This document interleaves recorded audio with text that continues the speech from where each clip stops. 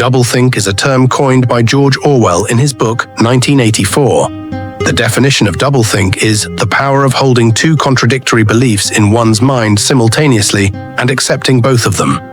George Orwell believed propaganda systems getting people to doublethink would only happen in totalitarian states. But we see it in the West all the time, and the MAGA movement, having to accept many contradictory edicts from the Trump administration at a furious rate, have been forced to quickly adopt doublethink on several subjects they used to have firm opinions on. Here are some examples. I resent those damn H-1B visa immigrants coming here to take jobs that Americans could do, except for the ones who come to work for Elon Musk. Those are smart immigrants who are here to fill a labor shortage. Even though one of the main reasons I voted for Trump was to get rid of job-stealing immigrants, I want Musk to be able to make big money by exploiting immigrants because he's my favorite billionaire. All you damn South American refugees can go home. We don't want you. Your problems are not ours to solve. Except the good white South African refugees are okay. We must give them humanitarian aid. I want to keep brown refugees out of America, but I think it's terrible that the Afrikaners are being discriminated because of their race. We need to put high tariffs on that China stuff everybody buys at Walmart and other big box stores. If we suffer high prices now in the long run, we will benefit when we get factory jobs. But no tariffs on Rolls Royces because those are nice cars. I'm only making minimum wage right now, but someday I will be rich and want a Rolls Royce of my own. Even though I post a lot of memes about how female superheroes destroy Marvel movies and trans people are all perverts, the main issue I have with Arabic Muslims is they don't respect female rights and gay rights, because queers for Palestine is like chickens for KFC. And it befuddles me why queers don't want to bomb families in Palestine after I compare them to fast food chicken.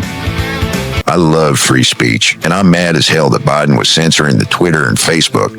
But people who use their free speech to say bad stuff about Israel should be deported and imprisoned, even though I think wokeism and identity politics are destroying this country. I do think people who identify as Zionists need to be a protected class and to be provided safe spaces. Climate change is a hoax, and I know it is because rich people who promote climate change are hypocrites who are destroying the environment by blowing more CO2 into the atmosphere with their private jets than I ever could with my truck. If these rich hypocrites are going to destroy the climate like that, then climate change is fake news. That's cool that Trump nailed a porn star, and I love personal liberty. But I think pornography should be illegal, and maybe we should even jail those disgusting perverts who watch it. I hate neoconservatives in the government who are always trying to get us into forever wars like they did in Iraq and Afghanistan. That's why I think we need to stop funding Ukraine and push it into a peace settlement with Russia. Why should Ukrainians die for a proxy war against Russia run by the CIA? One of the reasons I voted for Trump is because he said he hated the war in Iraq, and he told Tucker Carlson that he hates neocons and wants to end forever wars, starting with Ukraine. And it tickled me pink how he laid into Zelensky that one time. But now Putin is ignoring Trump's proposals because he's winning the war and figures he might as well keep going. And the CIA are launching major drone strikes inside Russia and giving Zelensky the credit. Both sides are escalating. Trump has given up on peace, and now he's going to sell arms to NATO for Ukraine like Biden or Harris would have. Wait, didn't Trump say NATO is bad? Oh well, never mind. Trump said he is a master negotiator who knows how to talk to Putin. But it turned out that Trump's negotiation tactics of threats, arbitrary deadlines, and unrealistic demands, all the while the CIA and Ukraine are working together to assassinate him, is evidence that Putin is a madman who can't be reasoned with. This war is entirely Putin's fault, and it turns out the Democrats were right. And this is actually a great war to be a part of. That's why I support Trump's proxy war against Russia. I stand with Ukraine, I guess. Whatever. Oh, hold on. There's news. Donald Trump is having a peace summit with Putin in Alaska. That's great. Trump hasn't given up on Ukraine, and I shouldn't have given up on Trump. Please, Mr. President, don't play with my heart. And look, Trump has already gotten a negotiation concession from the Ukrainian side. That Zelensky was so annoying the way he was always cosplaying in green fatigues, but Trump got him to wear a suit. It's not the politician's suit he used to wear with a white shirt and a tie, however. Trump's a good negotiator, but he's not that good. Now it's a black suit with a black shirt and no tie. You know, the kind of suit a sweaty, shifty, dead-eyed tracksuit mafia guy would wear when he goes to a high-end nightclub. But the concession shows Trump is working hard on this deal. What else does he got? Oh, look, he flew a B-2 bomber over Putin's head. My goodness, what an impressive display of strength. A guy that's strong should be able to get that nasty Putin to agree to a peace deal. But no, Russia are winning on the battlefield, so they don't want a ceasefire. They want a peace agreement that settles things in their favor. If the Russians are winning, why would they want to give Ukraine a chance to get more arms and reinforce their position so they can put up a better fight when the war starts up again? The US and Ukraine just want a breather. They don't want peace because that would mean negotiating the terms of their defeat. But Trump will stand strong on insisting there's a ceasefire, I'm sure. No, wait, he's just going to back off on that, I guess. I'm kind of wondering if a real estate mogul is out of his league when it comes to war negotiations with a real alpha male. The peace agreement Russia wants is consistent to what it wanted before the war began in 2014. In fact, if Ukraine had agreed to similar terms during the Minsk peace accords, the 2022 invasion never would have happened in the first place, and they would not have lost so much human life and territory. In those agreements, Ukraine would have had to recognize the independence of the Russian-speaking territories, but they would not have been fully annexed. Now Russia have lost so much blood and treasure fighting this war that they figure they might as well keep going and annex all those territories. Russia's terms have always been that Ukraine can never join NATO. Having a NATO-Ukraine on their border is an existential threat to Russia. Russia's reaction to this is just like America's reaction to Russia putting nukes in Cuba during the Cuban Missile Crisis. This is why it is ridiculous to claim that Russia want to conquer all of Ukraine. If they did that, then Poland, a NATO country, would be on their border. Russia is demanding Ukraine be a neutral state, and it can't have Western security guarantees.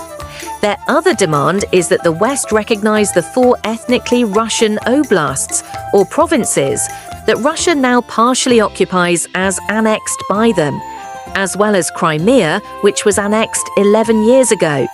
Their third demand is for Ukraine to partially disarm so they have no offensive military capability and can't threaten Russia.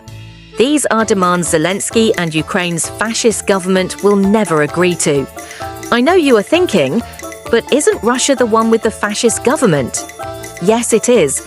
And this is a situation of fascists fighting fascists. Far-right Ukrainian nationalists threatened to hang Zelensky from a pole if he ever made peace with Russia. And this is one of his motivating factors. That and all the money he steals. Zelensky himself has gone to the right, outlawing a free press, banning opposition parties, and refusing to hold elections. Now Trump is saying there's no deal until there's a deal, and he's realizing what he should have figured out before taking office. Russia have had these exact demands since June 2024. He should have known this and started his peace talks focused on how to work around those demands. Now Ukraine are screwed. If they agree to Russia's terms now, which would be their least bad alternative, they lose 22% of their territory.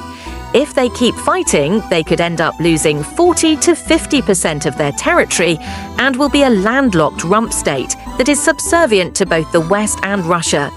But they are stuck in a maximalist position. Either Russia must completely give up and leave, or the fighting will continue. This is an insane position that is divorced from reality, but one that Zelensky insists he must pursue, even if it leads Ukraine to complete ruin. So it looks like this round of peace talks were a total failure, and my heart was played with once again. And Trump has given up and changed his tune, saying Ukraine can win back all of their land now, even though earlier this year he was saying the exact opposite. Even warhawk Hillary Clinton is enjoying his capitulation to the military-industrial complex, and now has kind words of support for his about-face on the Ukraine question. Clinton is laughing at him because after all his bluster about stopping the war, he has now been coerced into becoming the same forever war president she would have been. The neoconservatives have defeated you, Mr. President, and it was easy because you defeated yourself. Trump is the only leader who can stand between us and the evil elites at the Bill Gates-funded World Health Organization and the Klaus Schwab-run World Economic Forum. The WHO is Gates' mad scientist plot to control the world's health response that will give them the power to suspend personal liberties, use a vaccination identity system to monitor and control us, force us to take unneeded medications, and to implement lockdowns at will. This control will be used to benefit pharmaceutical companies and other select corporations, as well as puppet governments. This organization will have the power to declare what is a pandemic, and once they do, they can then implement world control.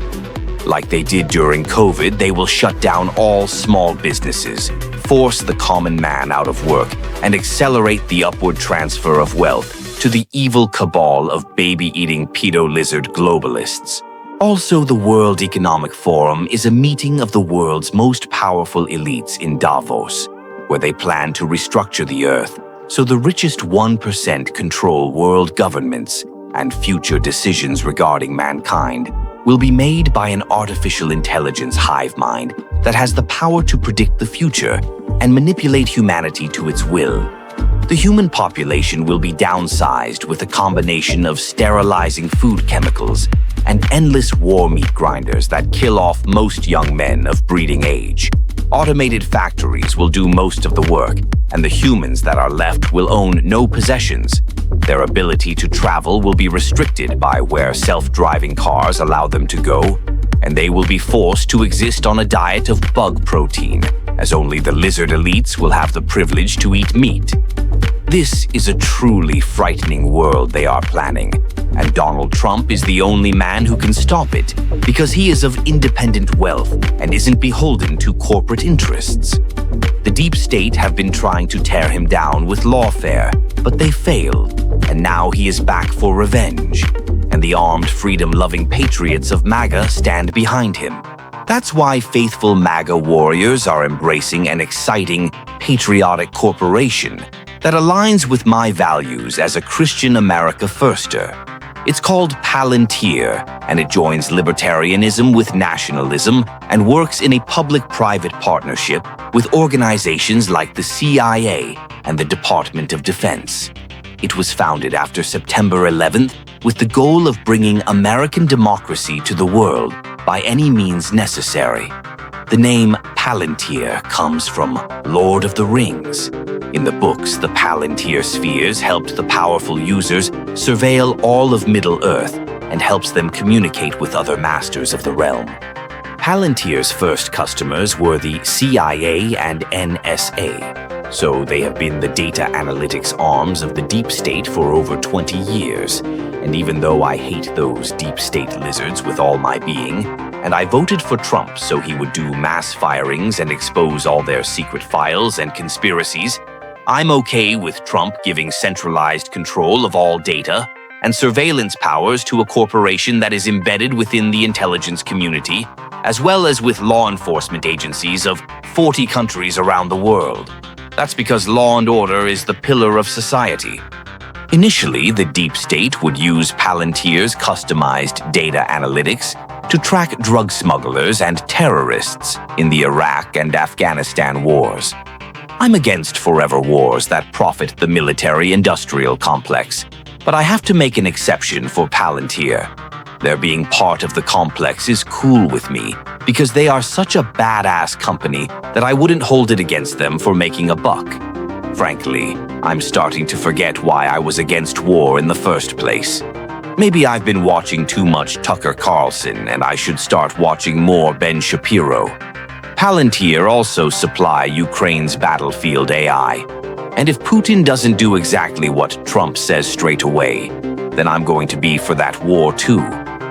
The investment firm Morgan Chase used Palantir software to monitor employees who might go rogue, and used it to spy on their CEOs. Normally, I hate bosses who are all up my ass and don't think it's their business if I drink whiskey on my lunch break. But if Palantir were watching me, I think I would feel good about being monitored by my employer. I mean, if my boss saw from my credit card record that I was at a bar Sunday night, then they would know the real reason I called in sick Monday morning. So if they penalized me, it would be my own fault. Like their CEO Alex Karp said, Palantir's goal is to set a global standard for behavior. Yes, Palantir are going to get people's minds right, and we're going to behave the standard way. That's cool though, because their standard means no transing of the kids, and we all eat burgers, not bugs. The important thing is, employees don't get away with non-standard behaviors that take money out of the pocket of their boss. Palantir also have great tech for police suspect surveillance and predictive policing. They can take your data and predict if you're going to commit a crime before you even do it. And if you try to run, they can send robot bugs to scan the eyeballs of everyone in your neighborhood until they find you. Okay, well, not yet, but it's coming and it's something to look forward to. Another thing Palantir are doing that makes me feel safe is closely monitoring labor activities, so ICE can figure out what factory those brown illegals are going to clock in at and totally bust them at work and deport their asses. I mean, all those deportations haven't led to my value as a white American worker going up in the marketplace, and I haven't heard of anyone getting a raise or anything.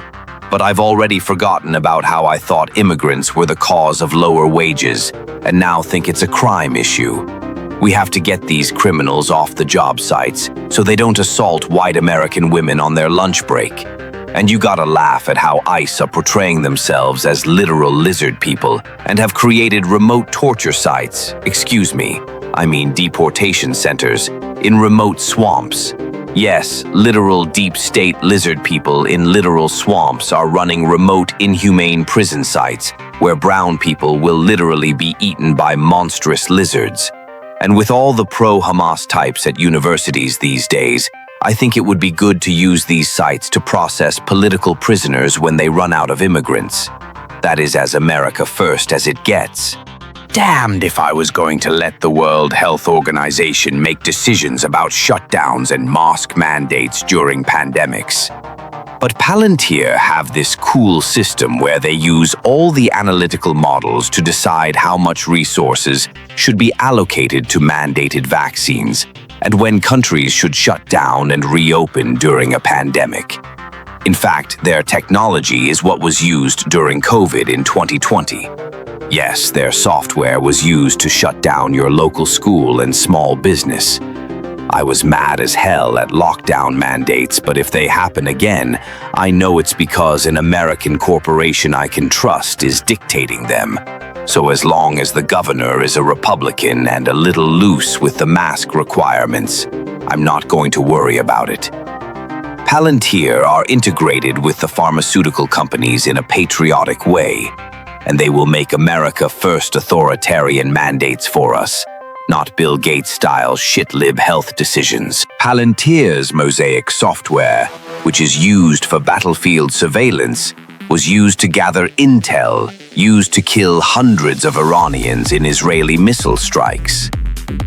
Their AI technology has also been used in Gaza as well, although the IDF also have developed technology of their own, such as lavender, to target Hamas soldiers and blow up the apartment buildings they live in. Mosaic is super cool. It uses millions of data points like business trading, Google Images, traffic patterns, police and military communications, and noise on social media. Its new job is to monitor uranium production, and it comes to its conclusions with metadata, indirect indicators, and patterns in behavior, but it isn't based on actual evidence. From all this random chatter, the software decided that Iran had to be bombed to stop it from developing uranium. I think military software is just like science. You have to trust software that is made by experts from a respected source. You would be a fool to do any other research or traditional site inspections that may lead you to a different conclusion. Palantir have publicly stated that they would love to invest in Iran if it would just stop being a theocracy and become a democracy. That means they publicly support regime change. One of Palantir's corporate masters, John Lonsdale, was interviewed on CNBC, where he said just that. And of course, cable news would interview him. He's the real expert. He's much more important than some lame senator.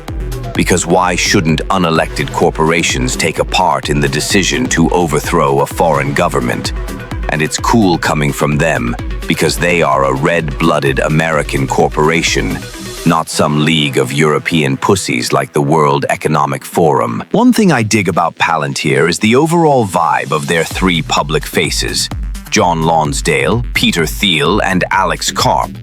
They have very much the same vibe as these podcast bros we have in office right now. Just look at these guys. They are totally aggressive alpha males, and you can see it in their faces, body language, and the forceful language they use, that they are men who are willing to put their balls on the table and make the right decisions for the American people. These guys are like rampaging T-Rexes, and they're not afraid to play rough.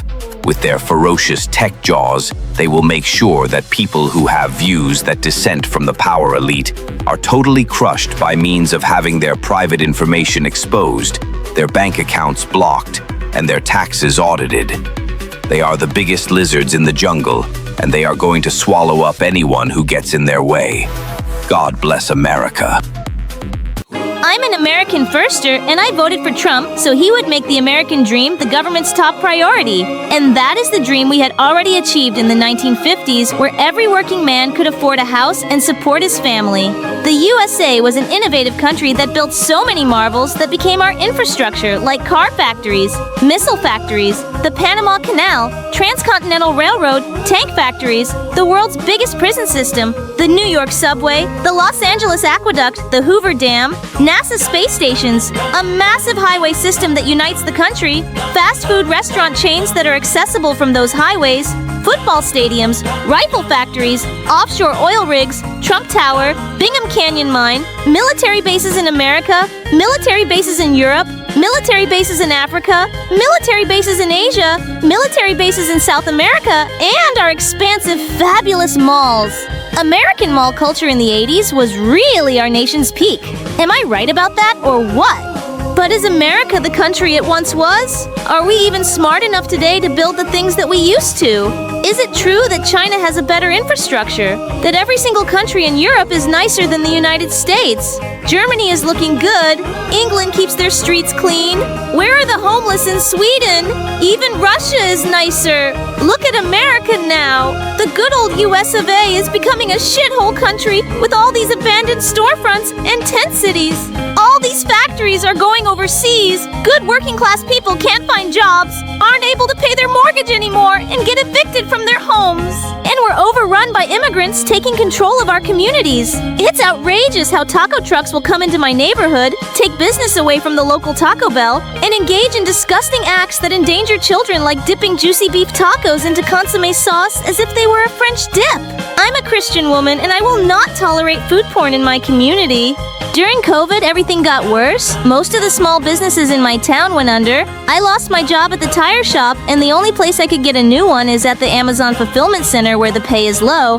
I have to walk miles fetching all these products, and I have to pee in a bottle, which is hard when you're a woman. And I have to use Medicare because Amazon doesn't even have health care. A few guys tried to start a union to improve conditions, but they just got fired. Damn, I hate Jeff Bezos and these billionaires sucking up the American dream, while good common folk get treated like dog shit. On top of that, inflation kicks my ass at the grocery store every week, and all these jerk-offs keep bumping me with their carts. It doesn't even feel like America anymore. I remember when my town was flooded when I was a little girl and we were quickly rescued by helicopters, and between the insurance and government assistance, we were back on our feet right away. But when there was a flood last year, we were stuck in our homes waiting for assistance. There was a delay in rescues, some of my neighbors drowned, and then we only got like $750 government assistance. And forget about qualifying for insurance. It's like the USA can't take care of its own anymore. So maybe we could save a few bucks by not policing the world with hundreds of military bases, and we could spend that money making America great again. That's why I'm so happy to support Doge budget cuts and the big, beautiful bill. Doge set out to gut the deep state and inefficient bureaucrats, and damn it has been doing an awesome job. Thanks to Elon Musk, the government is run like a tech company going through a hostile takeover, and he isn't afraid to break things. Many of my friends who thought they had secure government jobs have been fired, but that's okay because they were underperforming, and so they need to pull themselves up by their bootstraps and work harder. Doge may be cutting core government services and critical government agencies that regulate our water, food, disease prevention, and disaster response. But hey, big government is for commies! And with the Consumer Protection Agency out of the way, financial institutions can now sanction the bank accounts of people who make political speech they don't like. Why do consumers need protection anyway? As long as they have guns, they can defend themselves. Private industry can pave roads and fight fires better anyway. And Doge have a lot of great ideas, like saving money by giving elderly people canes instead of electric wheelchairs. Some people think that just because the Pentagon haven't been able to pass an audit for years, that maybe we could save money by making them accountable and cutting their budget. But actually, no. We should give them more money. $1 trillion sounds good, because the Pentagon is the heart of American industry in a perpetual war economy, and it looks like that's not gonna change. Another thing I love about this beautiful bill is it's giving $4.5 trillion in tax cuts to the wealthiest Americans. This will totally blow up the deficit, so why were they so worried about saving money with the Doge cuts? Oh, who cares? Like, never mind. When you give the richest people tax cuts, that money will trickle down to workers when they create new jobs later. Like Jeff Bezos will use those tax cuts to give me a raise in benefits. Right? I hope so, because, I'm gonna lose my Medicare and I won't be able to afford a doctor next time I have a baby. But hey, I heard home births can be a good option. It's not like they would just hoard that money or build automated factories with no workers. Recently, Trump's budget cuts at the Weather Service caused a delay in the warning system, and Texas was overrun by a massive flood. So, does that mean firing people who have expertise in weather alert systems could lead to rescue failures and death? Nope.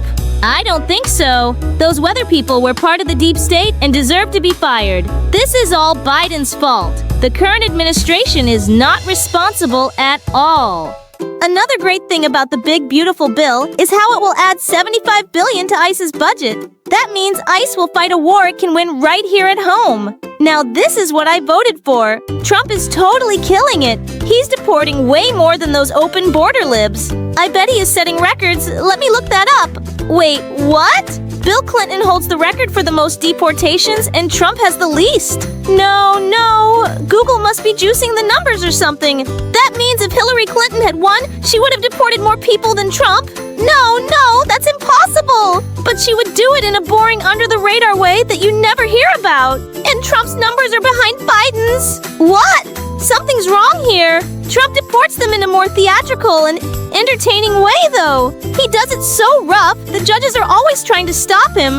And I hear the numbers are lower because ICE arrested more people than they can deport, and now the prisons are overcrowded. Well, I believe in Trump. He's gonna get those numbers up. A formative event for me as a youth was the war in Iraq. The Republicans were in power, and after the 9/11 attacks, they were going to show those Arabs who was boss. The Bush administration told us how America had to be defended from a rogue state that aligned itself with Osama bin Laden and was building an arsenal of weapons of mass destruction that could be used to reign world terror. Netanyahu testified at the time about the importance of getting Iraq's WMDs, and overthrowing Saddam Hussein was part of his long-term plan for Middle East domination. On top of that, everybody was saying how Saddam Hussein was the new Hitler and he sucked the dick of Satan. Even if he didn't have WMDs taking down a tyrant who used chemical attacks against his enemies, engaged in genocide against the Kurds, and had a torture dungeon below his palace was just the right thing to do. America was so hyped to fight the war on terror. I watched the shock and awe campaign on cable news with patriotic pride. What a beautiful, effective, and efficient war this was. It was a magnificent fireworks display of clean deaths that we never needed to see. We were kicking their asses so quick. We killed them from afar and our troops hardly had to do any dirty work. Or at least that's how it seemed at first. And we were a generation that understood the importance of supporting those troops. Vietnam veterans were called baby killers by dirty hippies who hated America.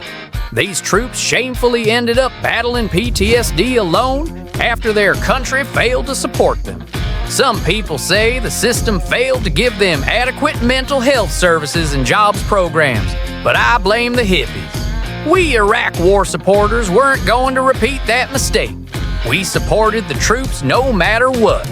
Then I started to have a moment of doubt in 2004 when some traitor journalist caught a soldier shooting an unarmed civilian in Fallujah. Why the hell would he film that and release it?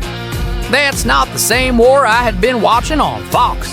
I hated him for his treasonous failure to support the troops, but then I had to think, why is that soldier in a situation where he feels he needs to do that? Isn't that the same kind of thing they said soldiers in Vietnam did? Then that damn occupation lasted for over 8 years. There were tens of thousands of American soldier casualties. Many died at the hands of bombs planted in the road or by suicide bombers. And once Hussein was removed from power, the warring factions in Iraq between the Sunni, the Shiites, the Kurds, and ISIS slaughtered each other in mass numbers. Combined with those killed by Americans, almost 1 million Iraqis died in the war. Mass graves were still being found years after the war ended, and the satanic mass slaughter changed my perception of America and American foreign policy. It was revealed that the stories of weapons of mass destruction were all lies. Bush created so many shell-shocked and crippled veterans, you would think that his pet project would be fixing the broken veteran hospital system. And instead of a presidential library, he would build a presidential veterans hospital. But no, he just donated to a few small token charities that didn't do much, and he hosts an event where wounded veterans go on a bike ride with him. Can you imagine how brainwashed these poor troops are, that they feel honored to go on a bike ride with a man who crippled them for life and killed many of their friends? All because he lied so he could wage a regime change war that was part of Israel's plan to vanquish its enemies in the region. That's why it was so satisfying the way Trump owned Jeb Bush in the 2016 debates and let him know MAGA were not interested in a return to Bush-era republicanism, and we weren't going to have a repeat of what happened during the Iraq War. Damn, I hate Iran. They are the world's #1 sponsor of terror. I have no idea who the #2 is, or how much they spend, or how that compares. Is there a graph or some shit? Because people keep saying they are #1.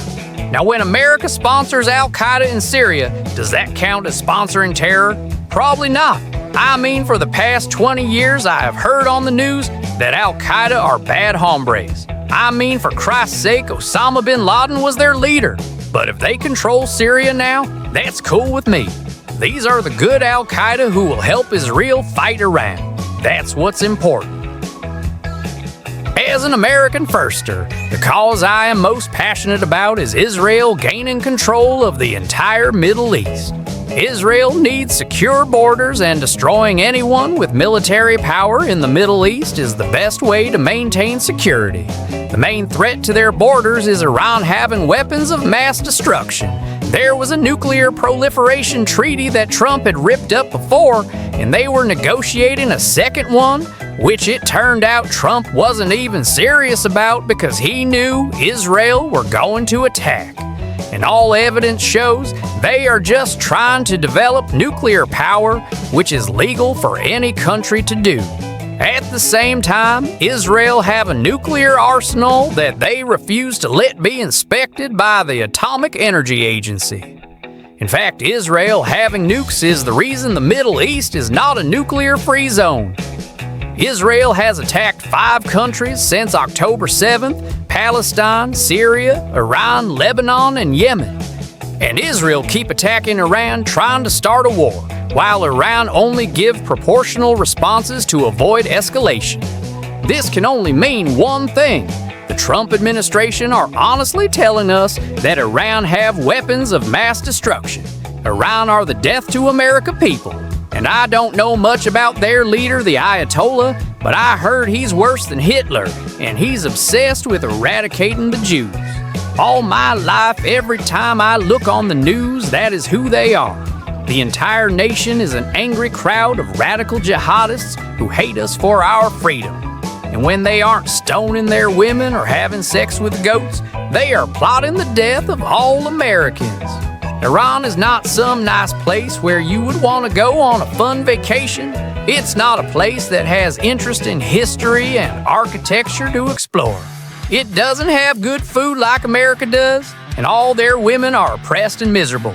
They don't have nice museums. Their public markets are weird and scary.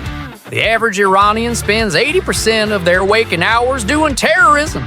They hardly have time to eat, raise their families, or take part in normal activities of daily living. Maybe they do their oil business sometimes, I guess. Iranians often apologize to Allah when they spend too long in the bathroom because it took time away from their terrorism. That's why we need Operation Iraqi Freedom. Oh wait, I mean Operation Rising Lion, to keep the world safe from these nuclear weapons and free the Iranian people from the oppressive yoke of the Ayatollah. Let's not forget the importance of supporting the troops like those brave pilots they send in to bomb the nuclear research site. The Doge budget cuts are totally gutting the veteran hospital system, but whatever. Trump says support the troops. Also, kudos to the heroic Israeli forces that blew up the apartment buildings of the scientists working and all the innocent people who happened to stay in those buildings. Oh wait, what's the news? The war only lasted 12 days and we won? Iran pummeled Israel with missiles, so I'm going to read that as a win. And that's it. Israel isn't going to attack Iran again, right? They only cared about the nuclear arms and they don't care about regime change. Oh, cool. That's like the first Gulf War then. Yep, this is totally different from Iraq. I don't think Trump betrayed MAGA at all. Iran should go into negotiations with America again because the Trump administration showed they can be trusted. I don't think there's any plot to destroy the Iranian government, kill the supreme leader, and throw the region into chaos like America did in Iraq and Libya. Israel, fuck yeah. Here to save the motherfucking day. Yeah, Israel, fuck yeah. Trump is the ultimate boss, the ultimate badass, the ultimate. He crushes his enemies under the massive weight of his balls. He smites the woke. Judges who oppose him will be torn apart by his obstinate hellhounds. Trump is my dear leader, and he is second only to God. As he has said himself, the best book ever written was the Bible. And the second best is The Art of the Deal. In fact, those are the only 2 books you ever have to own. Take a look at my tier list. Yep, perfect. It's no wonder he beat those impotent institutionalists, the Democrats. They can't even do anything their own commie green hair voters want. In fact, the corporate Democrats mess with the leftists so much. They wouldn't even let them have the leader they really wanted, Bernie Sanders. They fixed the election against Sanders twice, and then forced this senile guy down everyone's throat. And now they're doing everything they can to keep this Zoran Mamdani guy from winning, because he might actually do something the voters want. Don't make me laugh with your nonsense about protecting democracy. Democrats are so detestable that America would rather take their chances with a Mussolini wannabe. All the Democrats can do now is whine about how they are powerless to stop the big, scary orange man. Well, sorry, beta boys. The alphas are in town. Trump is a virile beast who thinks big and acts biggest. And if you are a weaselly little shit-lib politician who won't do anything about crime, then the National Guard is going to come knocking on your door. These domination daddies are serious enforcers of the law, and they will stand victorious against all Subway sandwich attacks. If you are a deep state lizard and try to use your sandwiches against Trump, they will find you and they will get you. Any Republican politician, like that nebbishy neocon noob Liz Cheney, who cross him, will be voted out and must sashay away. Before serving him, these Republicans must fly to his lair in Mar-a-Lago and bend the knee. The best way to bend the knee is to back him up publicly that the 2020 election was stolen. Conservative judges who would have loved to side with him had to rule against Trump because he lost by such wide margins in so many states. But who cares about that? I hate Bush, but I have to admit, he did the whole cooing the government thing a little better. But because Trump couldn't close the deal and find those votes he needed, now every emasculated bootlicker must swallow their pride and say the election was stolen. Say it. You say it too. Yeah, and you say it, bitch. You must deny reality to prove your loyalty. Bend the knee, or the dragon will burn you to a crisp. This is power, and now that he is in office, every tech oligarch and foreign leader must come before His Highness and shower him with gifts. All those companies we were calling liberal elitists a year ago are suddenly anti-woke tech bros. If they want Trump to favor them, they better alter the algorithm to fit his needs. And get those tampons out of the men's bathroom, damn it! No more gay parade sponsorships for Google and Facebook. And you Europeans better do what Daddy wants if you don't want to get spanked with tariffs. But if Trump is the ultimate badass, why does this Netanyahu dude seem even more self-confident than Trump? Why does he seem so sure that he will get everything he wants from the American ruling establishment? Why is Trump helping him with his chair? Come on, Trump. Doesn't look good. The White House has maids for that. And how does a guy like Netanyahu get people to bend the knee to him? What do politicians have to do to get in good with him? Well, first they have to go on TV and pledge their unwavering support for Israel. They must begin every statement with a condemnation of Hamas. They must lie and say Israel is a democracy. When it's an apartheid state, they must deny genocide. Every member of Congress and the Senate has a personal AIPAC handler who tells them what to say and what to vote for. Does Israel want Congress to pass laws that violate the First Amendment? That's no problem. Does it want the U.S. government to arrest its own students for telling the truth about Israel? Yes, sir. Does an America First agenda mean that the first thing the new Republican Congress should do is approve more funding for Israel? Yes, sir, master, sir. What else would America spend its money on? And every time Israel attacks one of their neighbors, our politicians must cheerlead for Israel's right to defend itself. Does every local politician need to publicly pledge that the most important local issue is fighting anti-Semitism? Yes, that is the most important issue, because anti-Semites commit 90% of all subway muggings in New York. Don't you know, when Netanyahu comes to speak to Congress, he gets more bipartisan love and adoration than any U.S. president. Look at all the Democrats and Republicans lining up to kiss his ass. What are you applauding for? Don't you know this man murders children? Don't you know? Have you no decency? How can you let this butcher dictate foreign policy? How is my country run by such evil scumbags? After publicly declaring their subservience, Israel has a ritual their slaves must adhere to, where politicians and leaders from all over the world, but especially America, must fly to their country and take a political pilgrimage. And once they are there, they must touch the Western Wall. Come on, Trump, touch it. Yes, that's right. Show them who the tough guy is.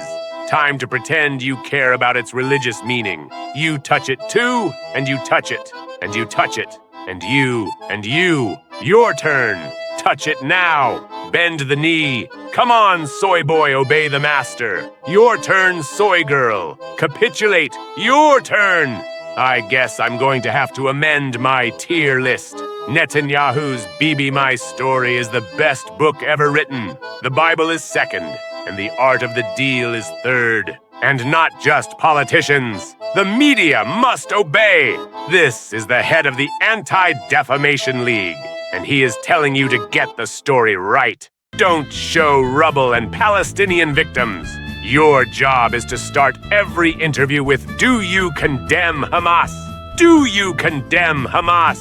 And no matter what Israel do, bomb schools, hospitals, refugee shelters, keep pushing the story that it's Hamas's fault for using human shields. And you may never ask, do you condemn genocide? Do you condemn an apartheid state that puts people in an open-air prison where they can't even fish their own waters? How is it called a war when one side has a navy, tanks, and an air force, while the other just has some scrappy militant group that hides in tunnels? Do you condemn obliterating entire families? Do you condemn Israeli citizens in the West Bank who shoot their neighbors and steal their homes, even when these people have no connection to Hamas? No, your job as a journalist is to lie for Israel. Tell them Hamas cut off the heads of babies and commits mass assaults against women. Use neutral language when you report about a humanitarian crisis in a way that doesn't put the blame on anyone. You are Israel's propaganda machine. Your job is to lie about protesters being violent anti-Semites when they are peaceful, and many of them are Jewish. Your job is to conflate anti-Zionism with anti-Semitism. Your job is to always get the Israeli perspective.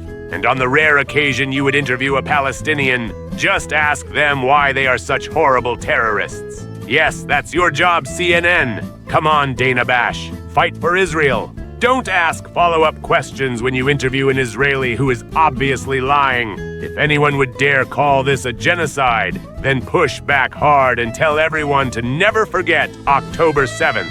And when you find out that Israel have ended the lives over 200 of your fellow journalists, don't make a big deal about it.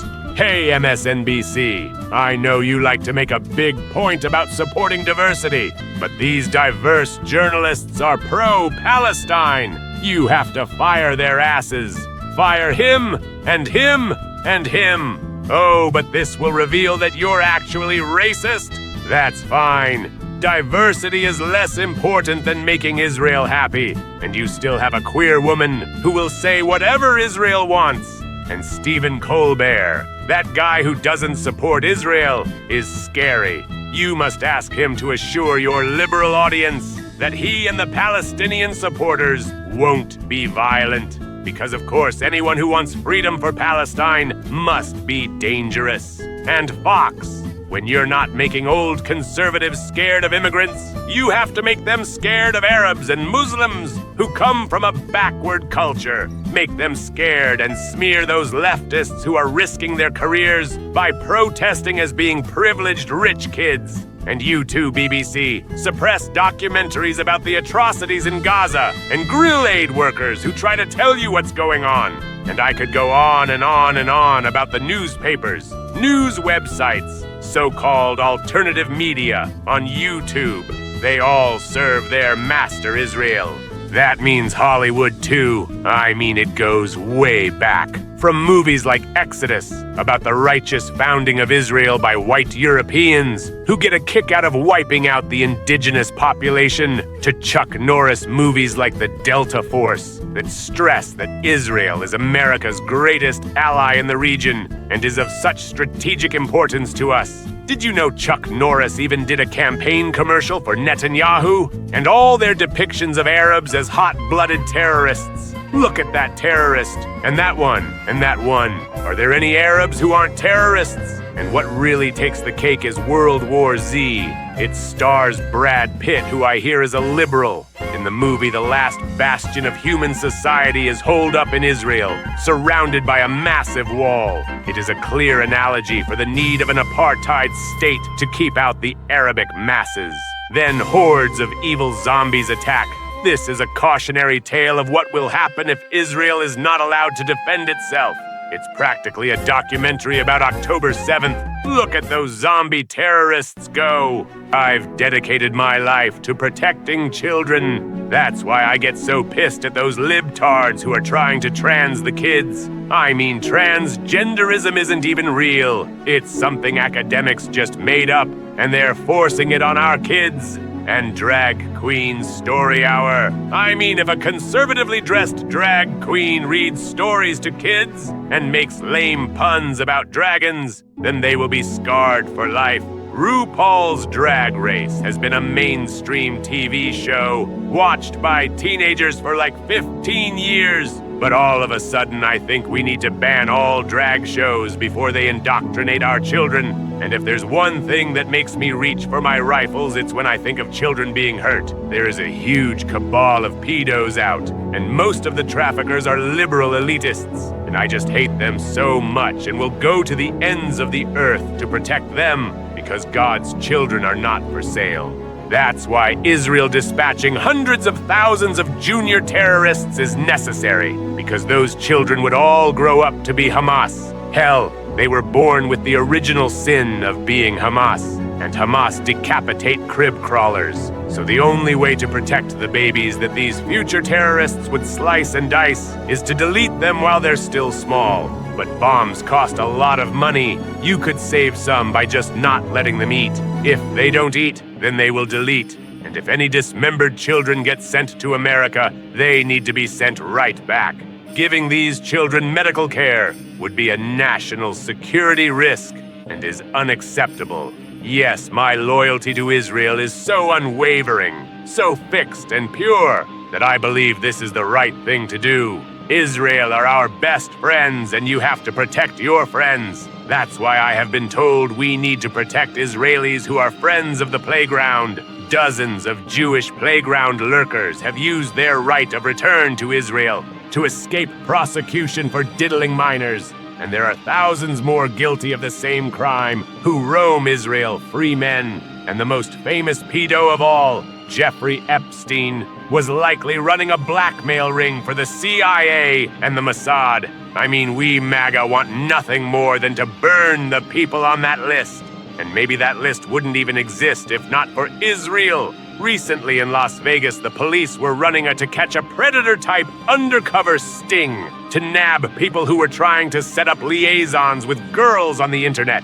One of the guys they caught is a high-level executive in the Netanyahu administration. He's the head of their National Cyber Directorate. And after they busted him, he told them who he was and that he needed to catch a plane back to Israel. And they said okay, and he flew back, and that's that. He's never going to face charges. American police will let predators go if they work for Israel, which apparently is a safe haven for these creatures. And, well, I'm okay with that. That's fine. Oh no, Israel. Oh no! Starving brown kids is one thing, but diddling white American kids? Now you're trying my patience, Israel. This is something I cannot abide. Oh man, what dark evil do I support? Oh Lord up in heaven, I'm having a hard time double-thinking this one. I have become enveloped in darkness. A monster from the sewer is reaching up and swallowing American innocence whole. God forgive me, I know not what I do. Hello, everybody. I'm so excited to be here with Trump administration Representative Michael Ironside, who is going to download the Epstein files into my mind. For years, those pedo Democrats and deep state lizards have been oppressing the Epstein files. But now that we have elected that great American Donald Trump, who, even though he was besties with Epstein for 10 years, is totally not on the list. Not like how Bill Clinton, Bill Gates, Prince Andrew, and other liberal elitists are on it. This is going to be so great. We have put our greatest minds to work investigating this matter and have formulated the lone sex trafficker theory. Just like Lee Harvey Oswald acted alone, so did Jeffrey Epstein. So there was never any list. He trafficked all those girls to himself. So, look, it's not important how he got the money to fly world elites around on his private jet to his personal island, or why he was trying to influence so many people. Epstein was over 6 feet tall, but he chose to hang himself from the lower bunk of his bed instead of from the window. And he used a thin blanket that broke his neck in 3 places. Usually you have to be strangled for that to happen, but whatever. The photos of his wounds are consistent with a wire, not cloth. And there's no blood on the noose they say he used. Nobody visited his cell that night, and we can prove this with footage we edited on Adobe Premiere Pro. The guards who were asleep when it happened later moved his body before investigators arrived because they wanted to be helpful. Nobody told them the rules about how you shouldn't move a body at a crime scene. Innocent mistake. Case closed! You represent Trump, who is my dear leader, and I want to obey everything you say. But there is already so much evidence the deep state used him as a tool for a sexual blackmail operation. The forces of MAGA are dedicated to getting to the bottom of this. It is at the core of our being that we are the heroes who save children. There is a global cabal of these liberal, elitist, pedo-lizard people, and I have dedicated my existence to stopping them. They must be stopped. Why does MAGA exist if not to stop them? Telling me there is no list puts my brain into agony. Can your puny brain handle my new bullshit that Hillary Clinton and the Democrats created the Epstein files? You see, they created them because they wanted Trump to look bad, but they never released them for some reason. And the fake files they made up don't exist anyway. Pam Bondi said they were on her desk, but she got confused. Those were the cow mutilation files or something. You know how that is. Just because she released Volume 1, that doesn't mean there's going to be a Volume 2. Now, Democrats who never cared about Epstein before and were cool with the cover-up under Biden are making this performance about how they want to release the files because they know it looks bad to the Republican base when Republicans block it. And they're right. MAGA think Republicans blocking it are a bunch of lying assholes. But we aren't. All those conspiracy theories you believed were totally wrong. And the FBI have been totally honest with you this whole time. Come on. Kash Patel is such an awesome stand-up, totally honest guy that everyone trusts. He would never cover up Epstein's murder. He would never release obviously false text messages to corroborate a bogus timeline of events in order to cover up Charlie Kirk's murder either. He wouldn't tell you to believe dumb shit like Charlie Kirk has a miracle neck that is strong enough to stop a high-caliber bullet that could take down a bear. Come the fuck on, dude. You better start loving the FBI. You better love the idea of sending more weapons to Ukraine. You love censorship.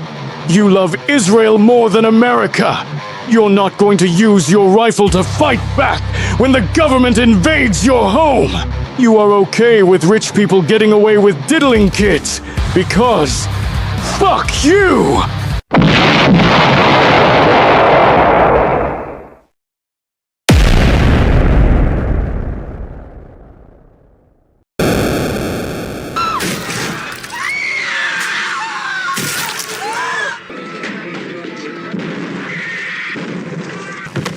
I'm gonna rip you in half now. That is such a juggernaut thing to say.